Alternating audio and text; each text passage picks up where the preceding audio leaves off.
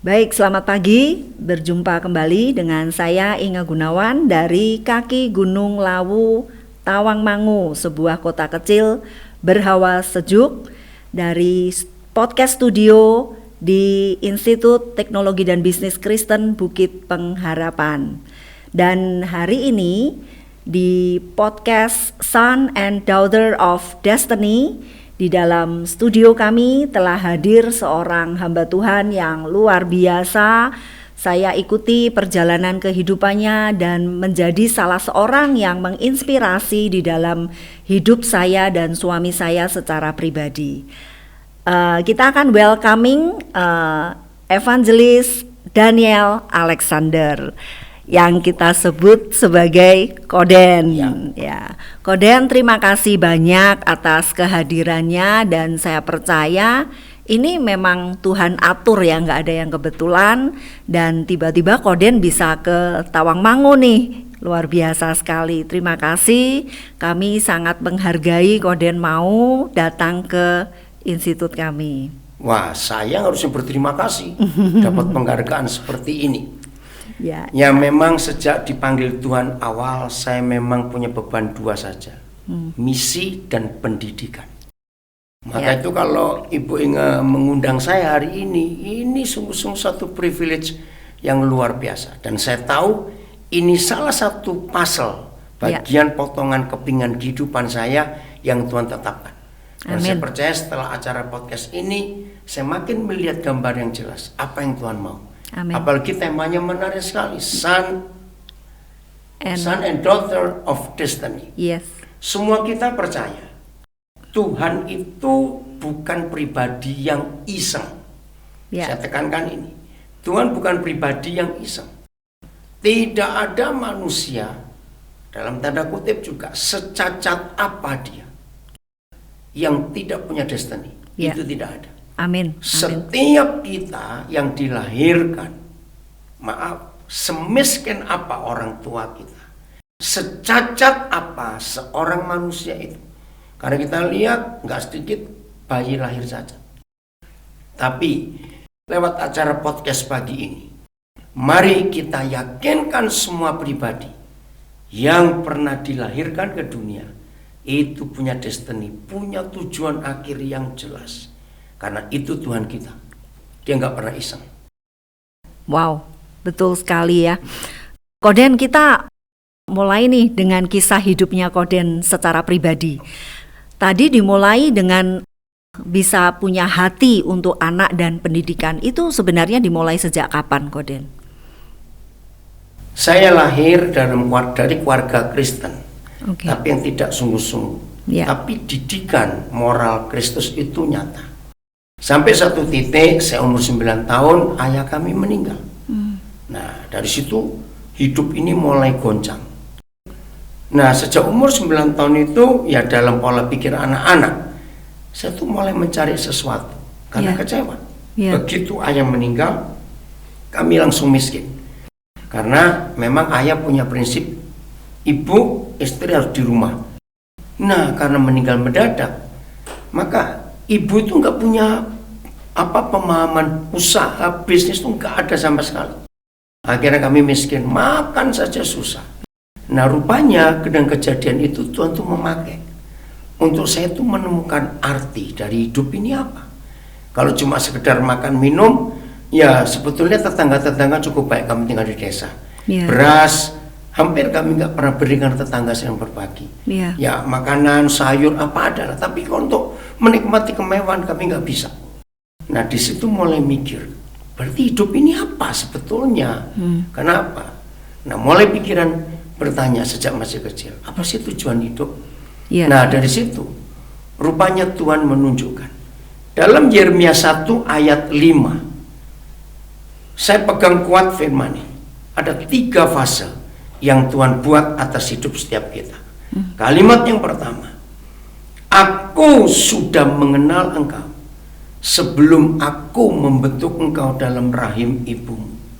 Nah, kalau kita lihat kalimat ini, jadi yang belum pernah tahu silakan baca Yeremia 1 ayat 5. Kalau Tuhan sudah mengenal setiap manusia, dan tolong tidak hanya untuk yang Kristen atau untuk Yahudi, firman ini, tapi berlaku untuk semua orang. Bayangkan, kalau Tuhan belum membentuk janin di dalam ibu, berarti papa mama itu belum menikah. Bagaimana ayah ibu belum menikah, anaknya sudah dikenal oleh Tuhan. Wah, itu merevolusi konsep hidup saya. Berarti di dunia ini, maaf, sekalipun hasil perkosaan, maaf, sekalipun hasil perzinahan, tetap Tuhan sudah kenal pribadi itu sebelum ada pembuahan dalam hidup.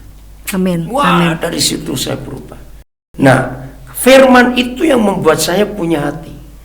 Bertemu orang serusak apa, secacat apa, Tuhan tetap sudah kenal dia. Wih, itu merubah. Maka itu diantara teman-teman saya, mereka juluki saya. Kalau banyak orang punya koleksi koin kuno, ya, koleksi benda-benda antik. Ini mereka yang bilang tentang saya. Oh, kalau Koden itu koleksinya orang rusak. Memang. Saya ini kalau dengar ada orang rusak, bahkan makin rusak seseorang, saya mau kejar orang itu. Karena firman ini, sebelum kita dibentuk dalam rahim, bayangkan, aku telah mengenal engkau. Ini dahsyat. Maka itu salah satu hobi saya lagi, saya pelayanan penjara. Saya kalau pelayanan penjara, maaf ya, enggak cuma khotbah, enggak, tapi saya akan urus anak-anak mereka.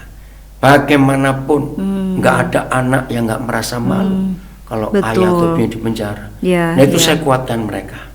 Ayah ibumu boleh salah, tapi kamu jangan ikut salah.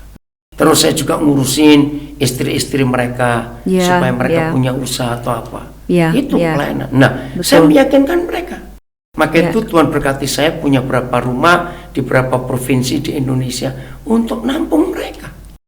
Tadi sebelum saya naik ke studio ini, telepon dari Singkawang. Nah, mulai kami akan membuat tempat di mana orang-orang dari yang dikeluarkan dari penjara, karena biasanya orang keluarga malu dong terima balik. Ya udah saya tampung karena ayat ini. Kalimat kedua, fase kedua dari Yeremia 1 ayat 5. Dan aku telah menguduskan engkau sejak dari dalam kandungan.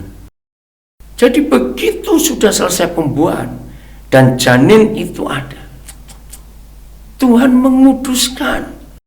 Saudara, dalam bahasa asli kata menguduskan itu dipisahkan, dipilih khusus. Bayangkan, lagi sekali, tidak hanya untuk orang Yahudi, walaupun Yeremia itu orang Yahudi, dan bukan untuk orang Kristen, untuk semua orang. Jadi setiap janin dalam kandungan, anaknya siapapun, Tuhan gak penting. Yang penting itu orang, manusia. Tuhan kuduskan. Amin. Maka itu saya tertarik tema ini, Son and Daughters of Destiny. Jadi setiap kita sudah dikuduskan, sudah dipisahkan, dikhususkan sejak dalam kandungan. Fase ketiga, nah ini dahsyat. Dan aku telah menetapkan engkau.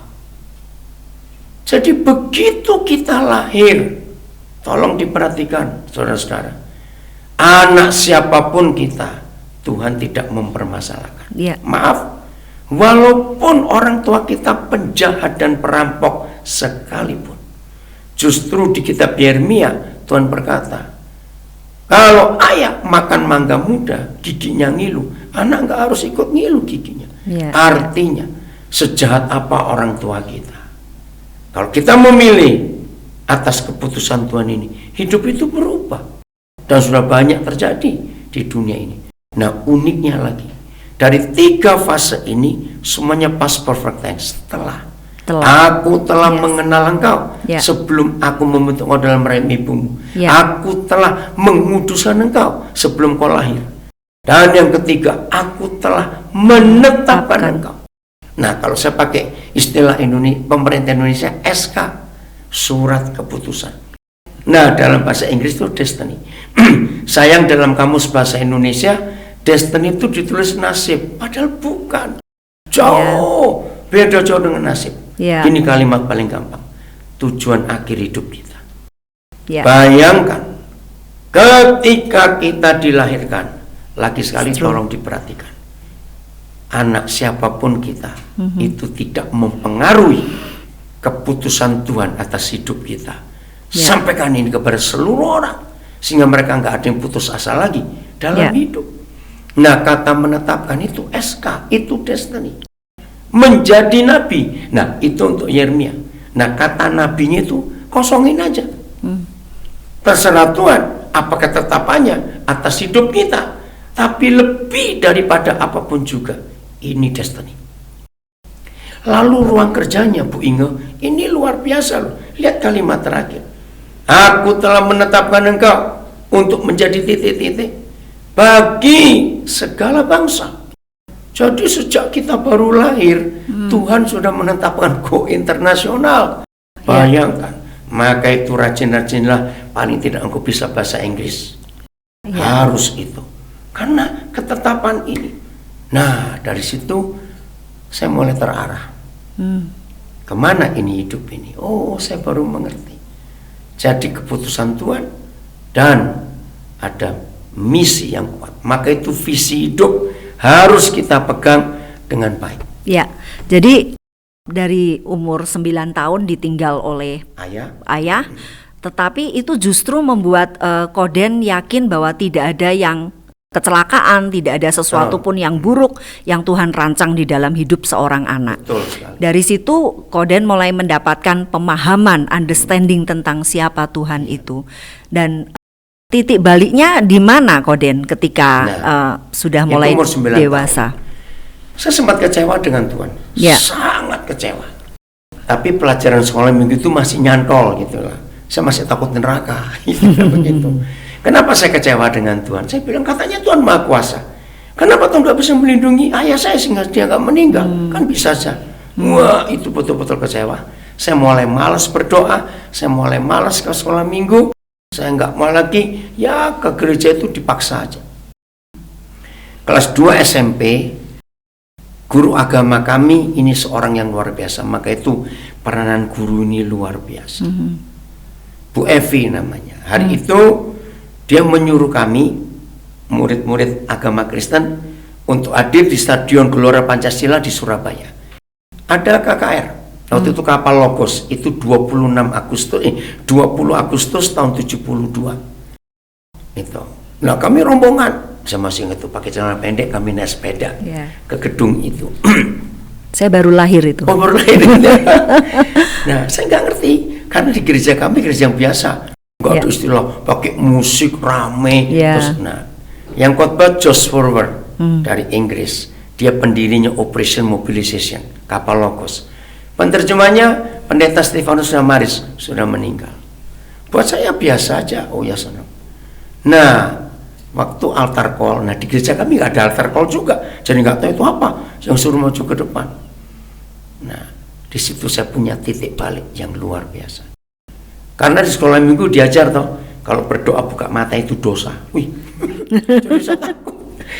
Loh, ini kami duduk di tribun, ya toh, yang tempat ke atas itu, karena gedung olahraga. Lagi tutup mata doa, saya merasa, loh, papa saya datang ini. Rasa betul, tapi nggak berani melek itu loh, masalahnya karena takut dosa. Ya kan dia sudah meninggal, kenapa dia di sini? Wah, kerinduan ayah setelah 5 tahun ditinggal. Itu tahun 65, ini kejadiannya tahun 70. Wah, kenapa di sini kalau sudah meninggal? Takut betul untuk melek. Tapi saya tahu ini papa. Nah, akhirnya dia makin dekat. Nah, klimaksnya, ketika saya dengar dari mimbar, penterjemah berkata, siapa yang mau terima Yesus, mau begini, ayo maju ke depan. Suara itu saya dengar, saya dipeluk oleh papa saya. Waduh, di situ saya nangis betul karena kangen sudah 5 tahun. Nah, ini yang luar biasa. Tiba seperti ada yang ngangkat saya untuk bangkit berdiri. Sadar saya, waduh ini gawat ini. Teman-teman ini ngomong apa ini, nangis-nangis ngapain di sini? Sadar betul, tapi saya nggak bisa menguasai diri. Saya turun dari tribun itu. Nah, di situ saya dibimbing pertama kali, maaf, terima Tuhan Yesus. Wow. Malam itu juga saya mengalami pembaruan yang luar biasa. Dan saya titik balik, itu panggilan. Saya kos waktu itu. Ya di Surabaya karena orang ibu dengan nenek ada di desa. Pas mau tidur ya berdoa, namanya Kristen. Tapi itu pertama kali saya mengalami doa yang beda betul. Yeah. Loh, kok lain doa saya? Saya nyapa Tuhan itu beda. Sebelumnya, ya Tuhan ya Kristen kok. Saya terus setelah melek itu, saya ngelihat tempat tidur saya masih sama. Saya nggak pindah, ada di mana ini? Tapi perubahan. Nah, yang drastis besok pagi. Saya masuk sekolah, mulai timbul beban. Ini kalau nggak percaya Yesus masuk neraka ini orang-orang. Itu hanya sewaktu semalam. Hati misi mulai berkobar. Wow, transformasi ya, hati langsung. Dalam sekejap. Saya melihat tukang kebun di sekolah. Waktu itu sekolah kami ada 3 kantin. Ada beban, guru-guru. Saya sampai bingung sendiri, apaan ini?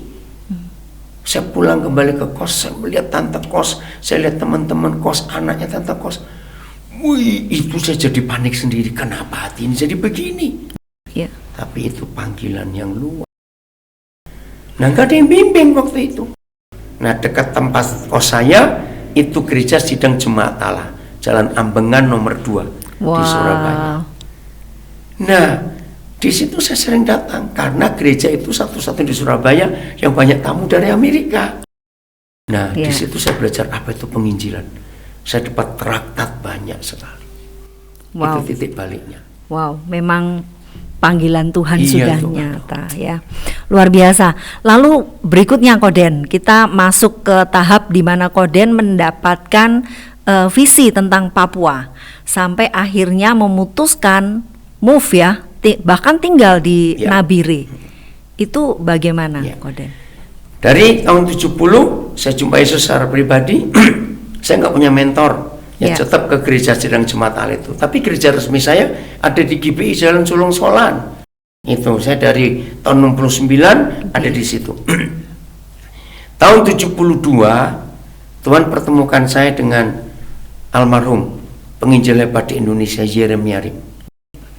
Nah, dari tahun 72 saya dimuridkan oleh dia. Nah, dia juga cocok dengan saya. Nah, dari situ saya mulai terima panggilan. Terus saya keliling ke banyak pulau di Indonesia. Wow. Tujuan saya, tidak tahu sejak awal saya pelayanan langsung ke desa-desa, ke pedalaman. Saya nggak tahu kenapa Tuhan tidak beri hati saya untuk ada di kota besar. Nah, ternyata memang Indonesia kan negara desa. Dari sekian ratus juta penduduknya, 80% lebih ada di desa. Nah, tahun 81 penginjilan ini makin luas. Saya mulai dibawa Tuhan ke bangsa-bangsa. Bapak Pendeta Adi Sutanto, sudah doktor sekarang, yang sekarang ada di Kopeng, itu yang mengajak saya pertama kali ke Amerika, ke Eropa. Nah, dari tahun 81 itu visi luar negeri saya terbuka lebar. Nah, ketika saya di California, di Pasadena, California tahun 89, saya ingat betul bulan Agustus, saya lupa tanggalnya. Saya dapat buku yang unik, From Jerusalem to Irian Jaya. Ngapain? Kenapa bukan From Jerusalem to Indonesia? Kenapa From Jerusalem to Irian Jaya? Penulisnya Ruth Tucker. Itu sejarah misi. Jadi dia nulis secara kronologis. Misionaris pertama dia tulis Filipus. Itu yang keluar dari Yerusalem. Lalu ujungnya Don Richardson yang di suku Sawi, Papua. Nah, di buku itu ditulis The End of the Earth. Kan Tuhan bilang, pergilah kamu, beritakan Injil sampai ke ujung bumi. Nah, di buku From Jerusalem to Irian Jaya itu ditulis dengan jelas. Ujung bumi yang tertulis di Alkitab itu ada di Irian tahun 89. Wah. Saya langsung mikir gini, ngapain saya capek-capek keluar negeri kalau ujung buminya ada di Indonesia? Saya punya arti, misi itu tujuannya kan satu, supaya Yesus cepat datang. Matius 24 ayat 14. Beritakan Injil kerajaan itu ke seluruh dunia, jadi kesaksian bagi segala bangsa.